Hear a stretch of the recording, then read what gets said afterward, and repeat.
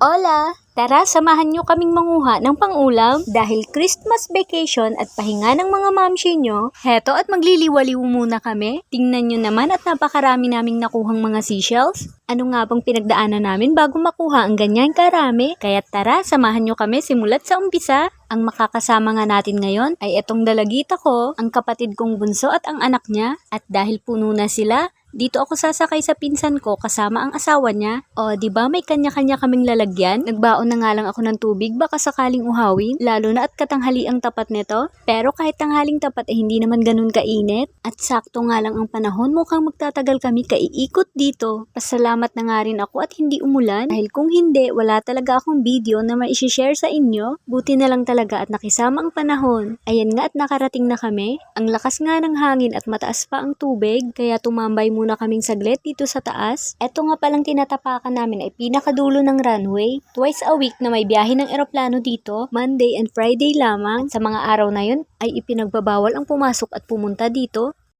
Noon ngang hindi pa natatapos itong runway ay napakalayo ng iniikutan namin. Tapos masukal pa. Buti na nga lang talaga at nilagyan nila ng hagdan. Kaya basic na lang ang pag-akyat pa ba dito. Sumunod na nga rin itong kapatid ko at ang mister niya. Maya-maya nga ay bumaba na rin kami. At dito muna kami magsisimulang mamurot sa kabakawanan. At itong dalo-dalo nga ang hinahanap namin.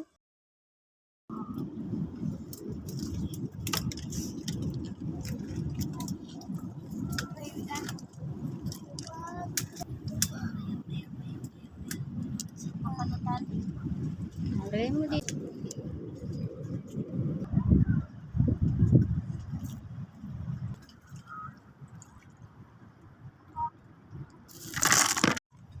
Jadi kami.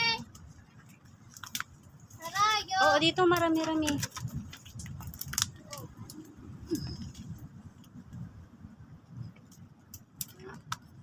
Eto naman ang tawag nila sa seashells na to ay tangali. Halos magkakamukha nga lang. Pero ayan yung pinakagusto ni mama. At sana makarami tayo nito.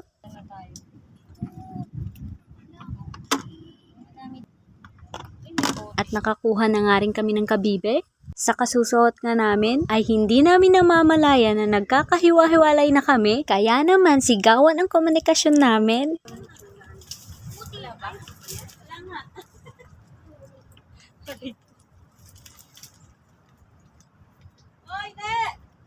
Ayun.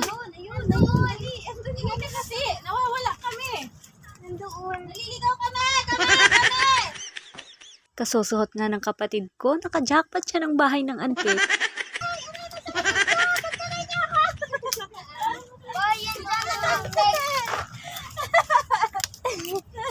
Kanyuman dito sa ligi. Mang, tanggalin mo. Sakit pa naman yan mga agat. Wala na. Yun. Wala na. Nantigla ako. Prone ko talaga sa mga ganyan eh.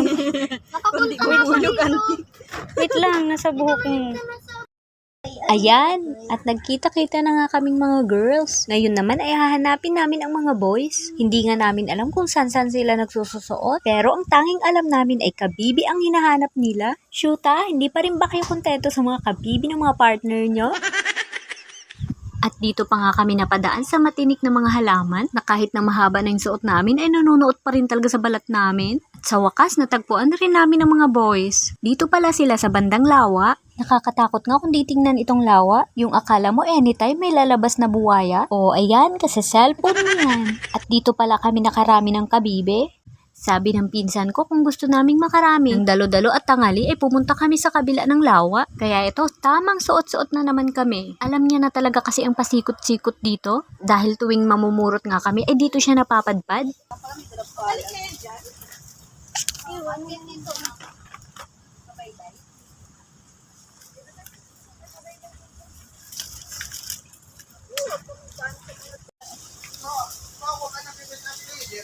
At hindi nga niya kami binigo. Lalo na at bungad pa lang marami na kaming nakuhang kabibe.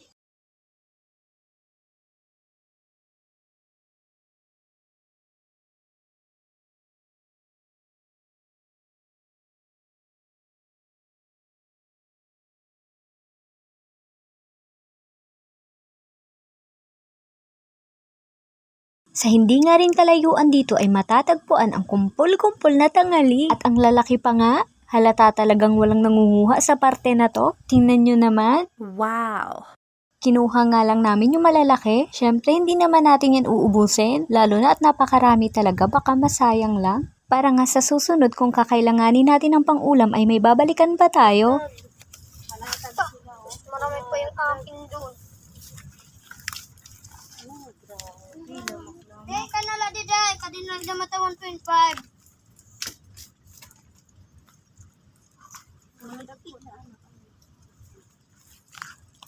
Ito pwede to? Dami. Buyag.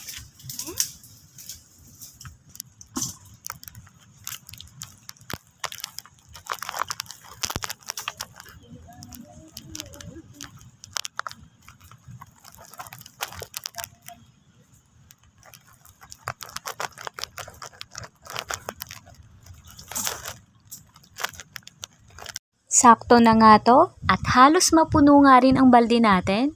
Marami nga rin nakuha ang kapatid ko at ang mister niya. Mawiwili ka nga sa dami dito. Pero hindi naman natin kailangan ng sobra-sobra. Kung sa tingin nyo ay marami kaming kinuha, huwag po kayong mag-alala dahil ipapamahagi namin tong iba.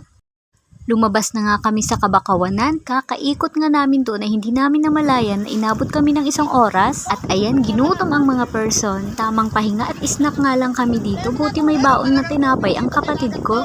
At hindi pa nga dyan natatapos dahil pag nag-low tide ay dito kami mamumurot sa mga bato. Iba't ibang klase nga rin ng mga seashells ang makukuha dito.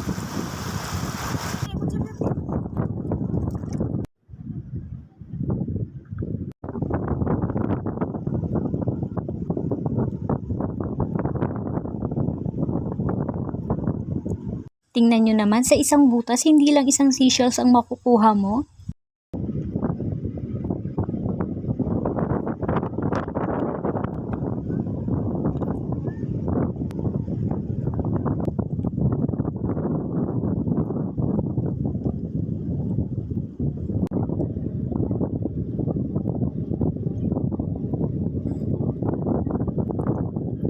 At kung sweswertehin ka pa nga, ay makakahanap ka nitong abalone.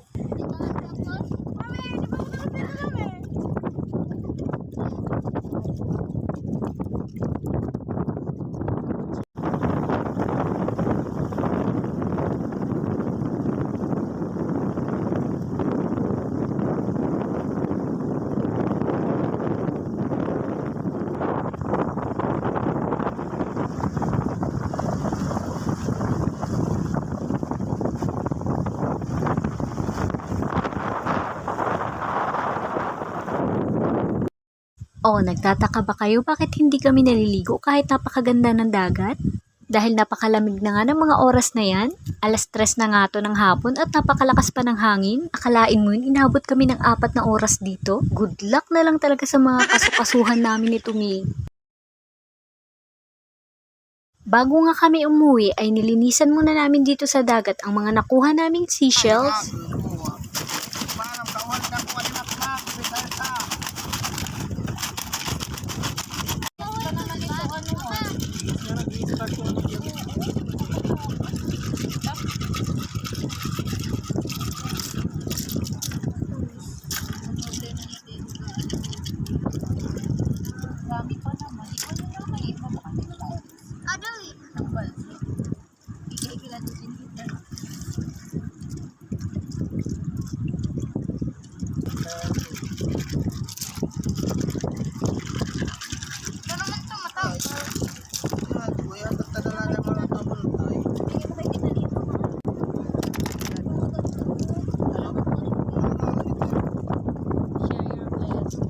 At nagbaon na nga rin kami ng tubig dagat para mas mahaba ang buhay nila. O siya, paano ba yan? Hanggang dito na lang? Hanggang sa susunod na mga ganap. Salamat!